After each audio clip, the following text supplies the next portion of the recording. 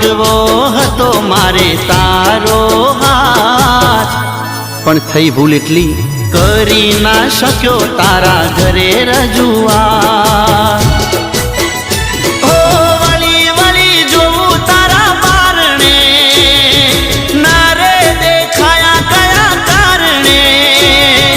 વળી વળી જોઉં તારા બારણે, ના રે દેખાયા કયા કારણે। માફ કરજો ભૂલ થઈ હોય જાણે અજાણે, માફ કરજો ભૂલ થઈ હોય જાણે અજાણે। ફરી ચહેરો જોવા ક્યારે મળશે એ તો રામ જાણે।